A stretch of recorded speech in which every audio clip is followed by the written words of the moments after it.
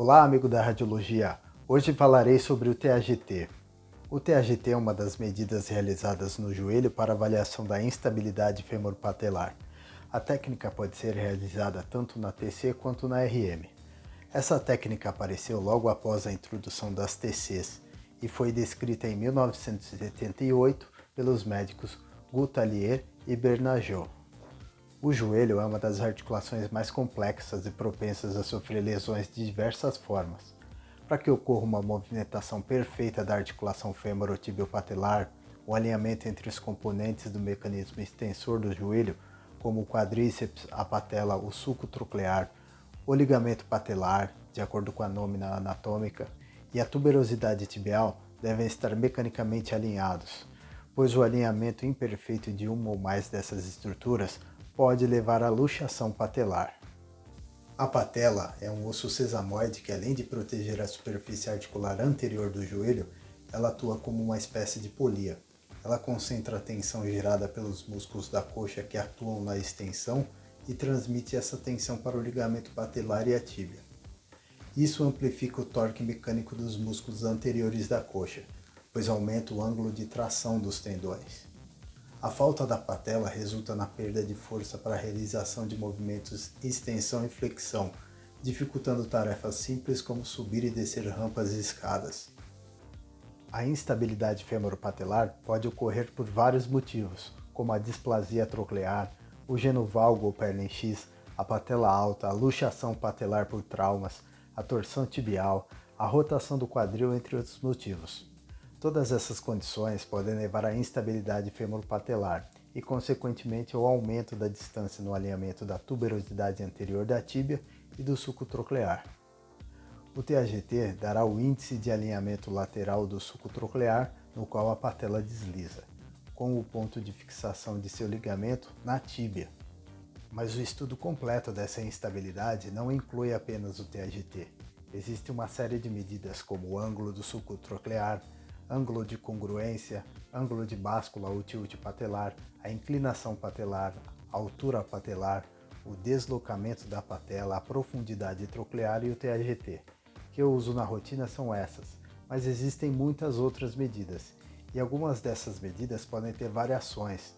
São comuns os nomes Ensal-Salvati, Blackburn-Peel, Canton-Deschamps, Grelsamer, Lohan, etc. Como o assunto é muito denso, hoje darei detalhes somente do TAGT. Uma dúvida comum na rotina de quem realiza esse estudo é a interpretação do pedido médico. Ele nem sempre é objetivo. Fique atento então a qualquer indício de instabilidade femoropatelar. Isso propõe o estudo de TAGT. Se gerar dúvida, vale a pena consultar a equipe. Agora vamos à técnica. Por ordem de execução, a primeira coisa que devemos nos atentar é o posicionamento. O paciente deve ser posicionado em decúbito dorsal e feet first, com os pés presos e alinhados, a bacia e os quadris também devem estar alinhados e sem rotação. Isso ajudará no alinhamento da patela no sulco troclear e a corrigir deformidades rotacionais da tíbia e do fêmur. Quando flexionamos e estendemos o joelho, a patela desliza para cima e para baixo no sulco troclear. Então, durante a flexão do joelho, partindo da extensão total, a patela encontra-se inicialmente livre e começa a encaixar na tróclea conforme a progressão do movimento. Conforme a flexão aumenta, o contato ósseo torna-se maior e a pressão nas facetas articulares cresce proporcionalmente. Quaisquer alterações nas forças atuantes sobre a patela ou imperfeições nas superfícies ósseas podem levar ao aumento da distância TAGT. Por esse motivo, o estudo preconiza que a medida deve ser realizada com o joelho em extensão e repetida em diferentes graus de tensão, variando entre 10 graus e 45. Na RM, a bobina limita o estudo dinâmico com vários graus de angulação. Já a TC permite o estudo dinâmico, geralmente utilizando bases radiotransparentes em cunha para cada angulação. A cada aquisição a base é trocada, sempre com muito cuidado para não prejudicar o posicionamento.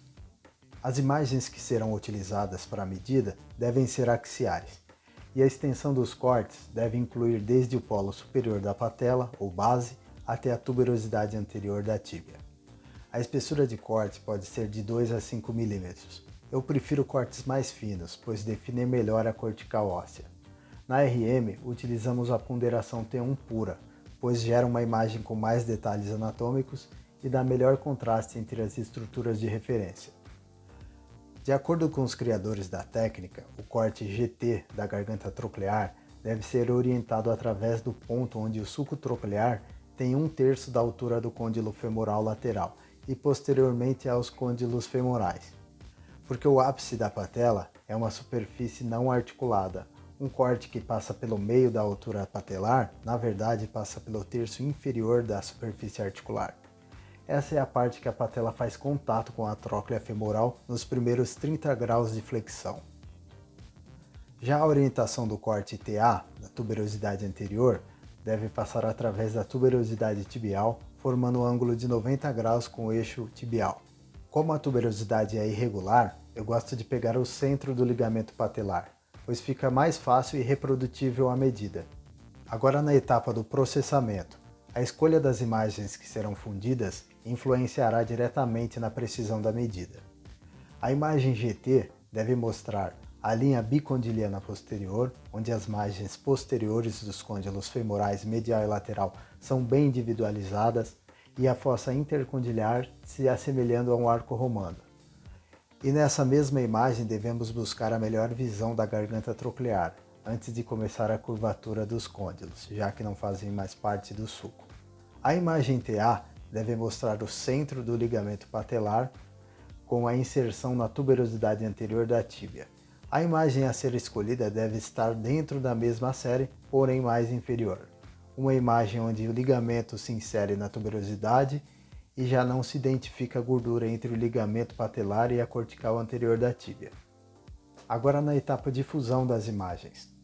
A operação de soma de imagens, ou merge, é uma função comum à maioria dos consoles e workstations. Basta selecionar as duas imagens e executar a operação. O resultado permitirá a visualização das duas imagens fundidas.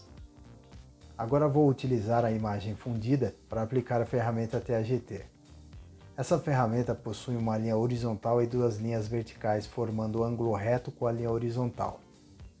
A linha horizontal vai ser angulada conforme a linha bicondiliana posterior, como se a gente estivesse programando um coronal.